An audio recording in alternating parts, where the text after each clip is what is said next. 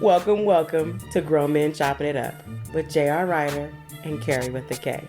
This is a grown-up place for grown-up talk. Put the kids to bed and crank up the volume. And let's get to it. Today's episode brought to you by fanny flutters. Fanny flutters is when you see someone and get a slight tingling sensation in your private area. It could suggest that you have some sort of sexual chemistry with them and want to have sexual interactions with them too, or just to find them extremely attractive. Oh my God, she gives me the fanny flutters. That is crazy. I wonder if that's a straight or a gay thing. I'm not sure. Is that the same thing as an assgasm? Probably not. Anyway, my first topic is about finding and activating the GSpot. Now this should help a lot of fellas out, maybe some women that want to know how to find their partner's GSpot if they are lesbians or things like that. But anyway, the GSpot or Grafenberg spot, as it's officially called, is the erogenous area of the vagina located 1 to 3 inches into the canal along its front wall between the urethra and the bladder. When stimulated, the G-spot can bring on powerful orgasms, create extra lubrication, and cause female ejaculation.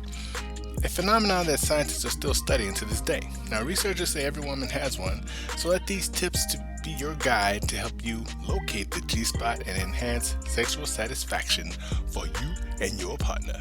Now, number 1, without intercourse, use your hands. When using the hands to locate the G-spot, make sure your nails are trimmed and smooth to avoid scratching and damage to the vaginal wall. Notice I said vaginal. Steph always says I say vaginal. I like the sound of vaginal, but I'll say it right for y'all. Vaginal. The vaginal wall. Lay on your back with a palm facing upwards. Take the middle finger and insert it into the vagina about 2 to 3 inches in and curl the finger back towards you in a come here motion. You know, like they're saying, come here, practice doing the come here motion with your finger.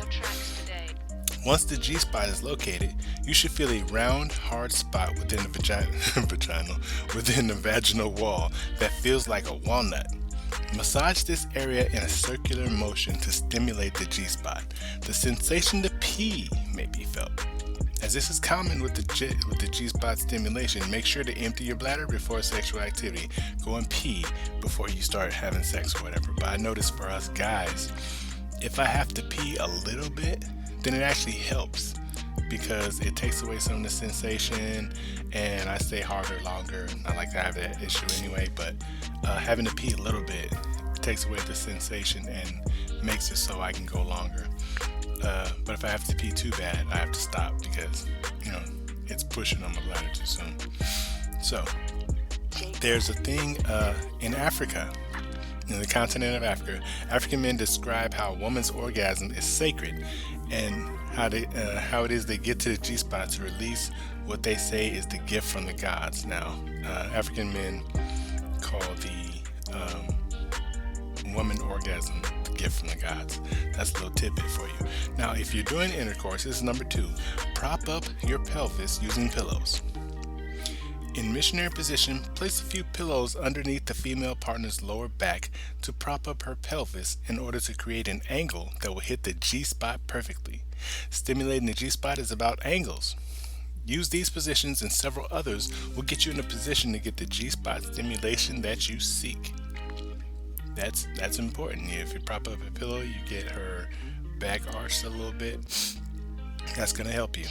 Now 3, listen for nonverbal cues.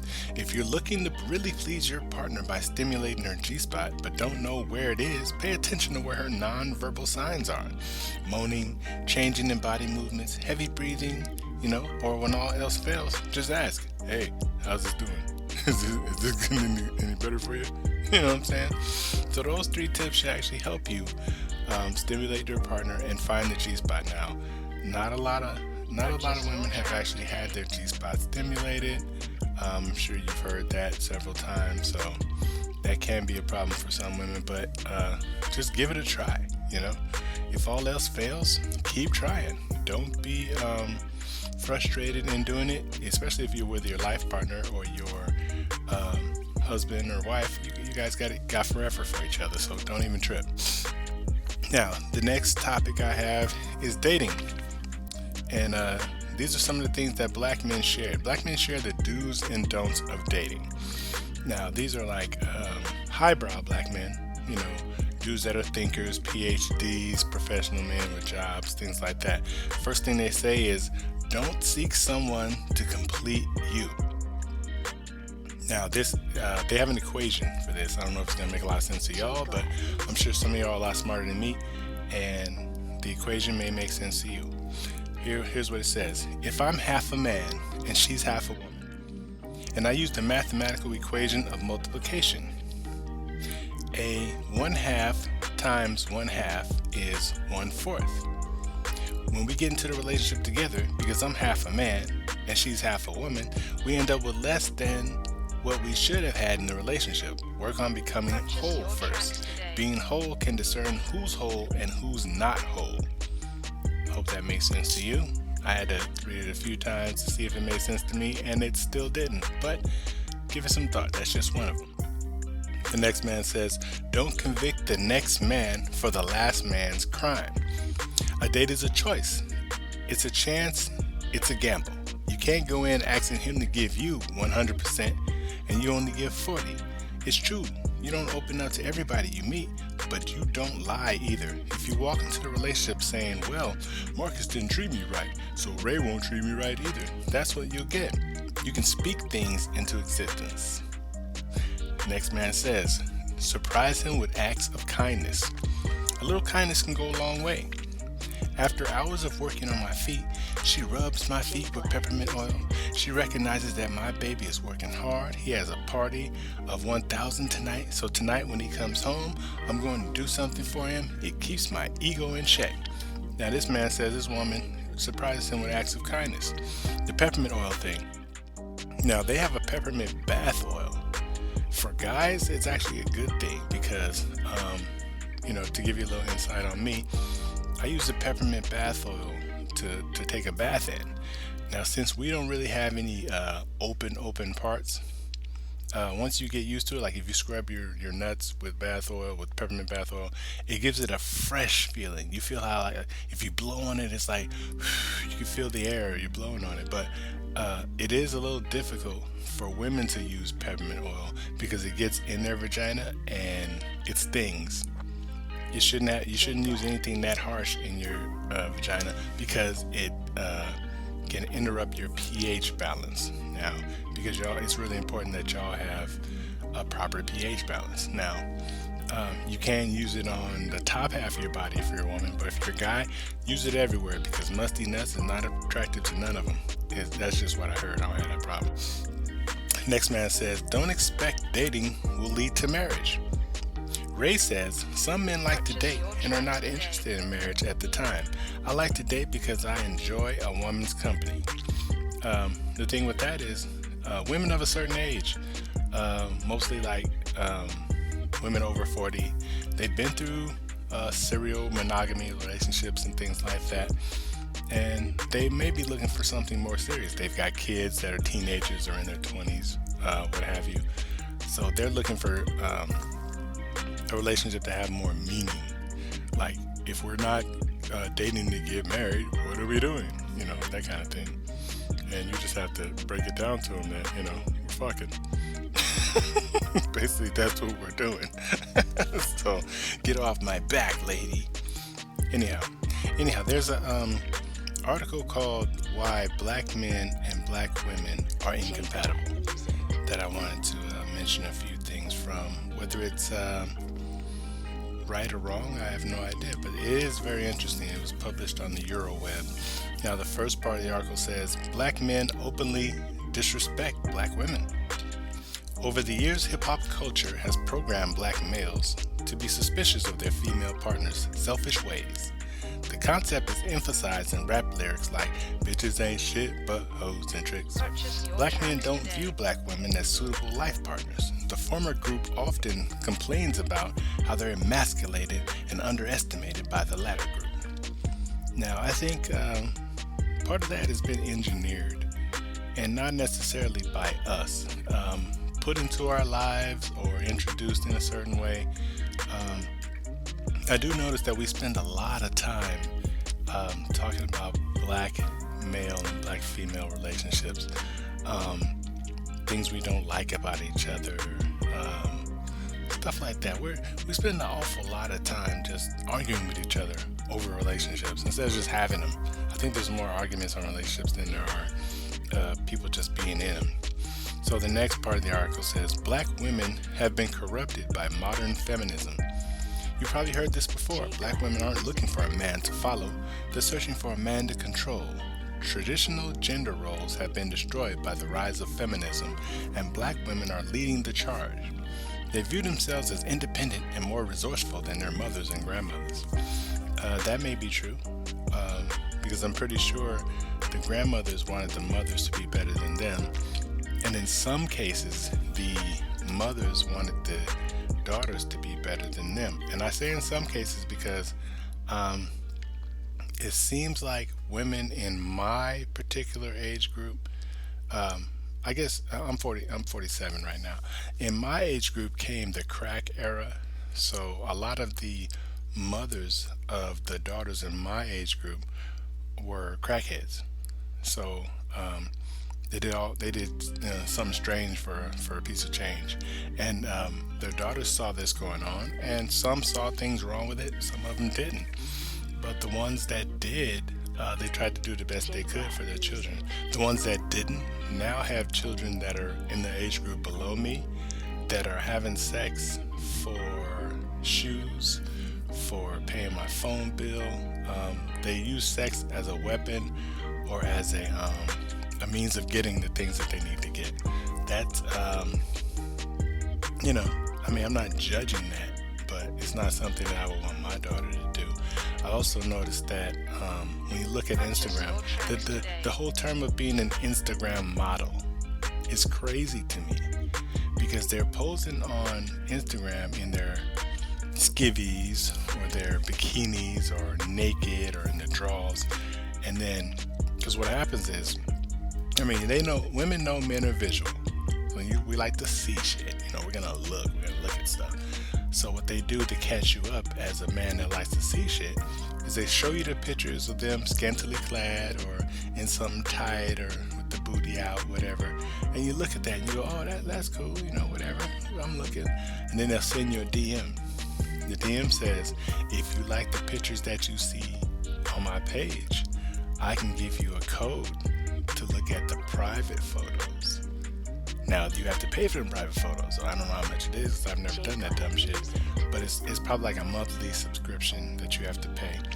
And just think, if she gets you to do that, just think 100 more men or 1,000 more men or whatever. That's a come up. She ain't even got to work no more at that point. All she doing is taking pictures and showing it to dumbasses like you that pay a monthly subscription to look at a naked woman.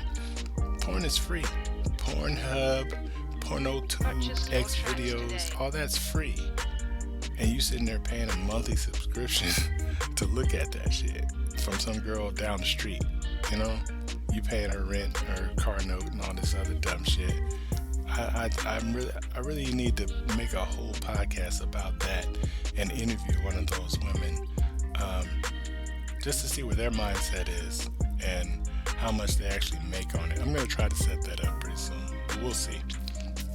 Now, the next part of the article goes, black women don't know when to shut up. That's right, I said it. Black women are incapable of sincere apologies and compromise.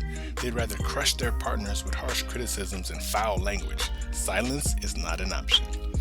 I think that's true for some black women, but there are a lot of black women that listen, take what you got to say, and if they're wrong, they say they're wrong. I think that's an incorrect assessment of all black women. I don't believe in blanket statements for everybody, because everybody's different. We're all born different, born to different parents, live in different regions, had different things go on in our life. And that's that. So I don't think that's true. Next part says, black men are reluctant to express their feelings. Black males generally aren't reared in environments where they're encouraged to be expressive. They're often told by their women in their lives that showing too much emotion is feminine or soft. In relationships, black men are reluctant to be vulnerable in fear of being taken advantage of or called a wuss by their spouse. They typically use sex to express how they feel. Very unhealthy. Um, there are some women that don't mind you expressing yourself or being sad or crying, but believe me, if you do it often, she gonna call you a crybaby for sure. You can't sit there and blubber every week. You can't cry with her at the soap operas or sad parts in movies when Lassie dies. You can't cry because she's watching. You know what I'm saying? Having a sensitive man is great. You should be in touch with all of your emotions, not just the angry or the mad or the other stuff. You should be able to be sad. If you're sad and your woman knows you're sad, she should be wanting to cheer you up. If she knows you're the type of guy that can be cheered up, that's fine. If not, she give you your space and let you do it. But we are raised to not show the emotion of being soft or sad. We're raised that way by our uncles or big cousins. Like if a little boy falls on the ground, it's not like they say, "Oh my goodness, what's wrong with you? Get up." They say, "Oh, shake it off. You okay? You all right?" Like Eminem says in the song, walking off with getting up with two broken legs, trying to walk it off. It's like you can't walk that off. If you fuck up and playing basketball and you twist your ankle, they tell you to tie your shoes tighter. The other dudes on the court would be like, "Oh man, you okay? Tie your shoe tighter." You sitting there with your ankle probably broken and they still want you to play. Fucking ridiculous. Sometimes in basketball is a good analogy for it, because even in basketball, I can remember playing and it would be like, no blood, no foul. So it don't matter how hard this nigga hits you. If you ain't bleeding, there's no foul. It's like, hey, that's how we do each other. We're not taught, like they tried to come out with that My Buddy doll. Now the My Buddy doll was great, but we're not playing with that shit. My buddy. We're not playing with that because, we're not taught to play with dolls and nurture. That's not what we're taught. We're taught to destroy, kill, and fuck as many female human bodies we can. That's what they teach us when we're little kids. When you're a little kid and you happen to be handsome, even if you're not handsome, they tell you are, which is good for guys. They tell you you're cute even when you're not. They'll be like, "Oh, he is so handsome. He gonna have a lot of girlfriends when he grows up." That's what they tell us. My mother used to tell me, when you grow up, you're gonna have girls falling at your feet. She used to fill my head full of that shit. So when it actually happened, I was like, "Oh shit, I knew this was gonna happen. Whatever I survey is mine. I'm the king." No, that's not really what happened. But when I did have my plethora of women to choose from, I knew it was coming because it was my birthright. But we do that to boys. We tell boys, have a bunch of girlfriends, do what you want to, but we don't do that to girls. You don't never catch nobody telling no little girl, "You're gonna have so many boyfriends when you grow up." That's not what we tell them at all. So we should actually tell little boys that you're gonna be a faithful man. You're going to have a great job when you grow up. You're going to own a business when you grow up. You're going to respect women. Why won't we tell these little boys that?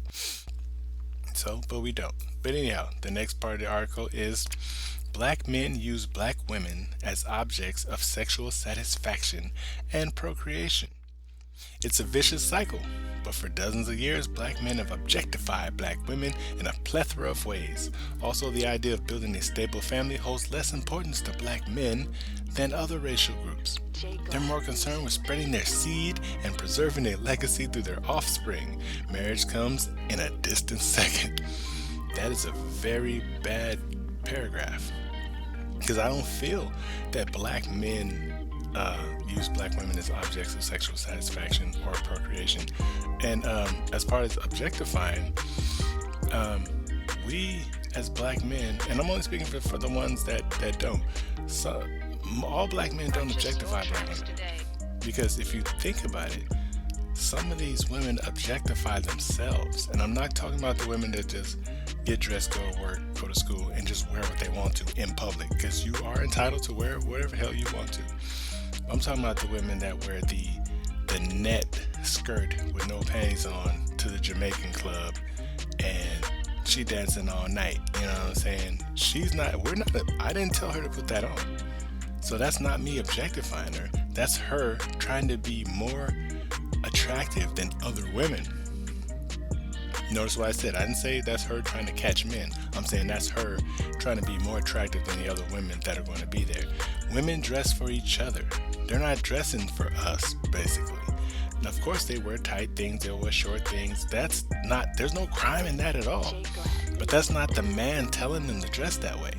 I don't pick what you wear. I don't go in your closet and say, hey, wear this. And if I buy you something, I'm buying you shit that you already wear. I'm not picking out a burqa for you to wear if I don't see one in your wardrobe already. So I don't think that's correct. Now, I'm sure there are black men out here that objectify black women, you know. I'm sure there are some, but I don't put the onus on all of us to say that we do that to them. It's not on us. It's on. I think we both probably have an equal share in the blame for that. The idea of building a stable family holding less importance to black men. I think that that's not completely true either, because I think if you grow up in a stable family and you know what it's like and you have value in it, then that's what you want. Nobody wants to be a gigolo or someone that's perpetually in and out of different women's bedrooms. I don't think black men aspire to do that at all. Even if you do, you may do that when you're young, but as you get older, you go, wow, what am I doing? I want somebody just for me. There should be somebody just for me. The thing with spreading your seed and preserving the legacy, it says black men are more concerned with spreading their seed. I don't think it's about spreading your seed. I think sex for black men, the sperm part is just what happens. That's a matter of nature. That's what happens. You nut, sperm comes out. She can't get pregnant from that. But I think, and I know this for a fact, if black men could only have the orgasm without the sperm, they would do it.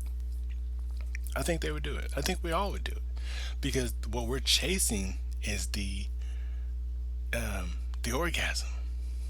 And there are ways for black men to have, well, not just black men, but men in general. There are ways for a man to have an orgasm without ejaculating, and that has to do with Kegels. The muscle that you use to pee, that you use to hold your pee. Like if you stand up at the toilet one day, right, and go and pee, then cut it off, then pee again, then cut it off. Now, if you practice doing that, a few times a day, same way women do it when they learn to grip your dick, which is dangerous because that ruins your pull-out game. If you learn to do that, to hold it, eventually you'll be able to have an orgasm and hold back the ejaculate. That right there is valuable, because what makes you soft after you have sex is ejaculating. If you can separate that and just have the orgasm, you can hold off gratification indefinitely. You might not even have to come at all. If you could hold it and then just have the orgasm, nigga, just imagine how many times you could do that. You could do that 4 or 5 times. You could do what they say in the songs and do it all night. Because when you nut, that's what makes you soft and have to have a refractory period. If you can not nut and just have an orgasm, you're a dangerous man. She gonna call people and be like, do you never know what this nigga just did? And she can't ever say she's pregnant because you didn't nut. You just orgasm hella times like she do. Cheating and going on. Anyhow, next one says, black women pattern their behavior after their favorite personalities on social media and reality TV.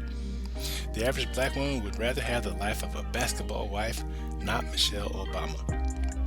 I don't think that's true, but let me explain what I think they mean. um, women that are single or messing with ballers, or when you watch the basketball wives on TV or things like that, they seem like they're having more fun than someone like Michelle Obama. They seem like it. But if you really look into it, it's a lot of drama. It's a lot of drama. It's fighting. It's chasing away other women that are after your man. It's like it doesn't seem attractive to me. But for some women are looking for that. Women you see at the clubs nowadays or in the street, they're trying to look like those women. They're trying to act like those women.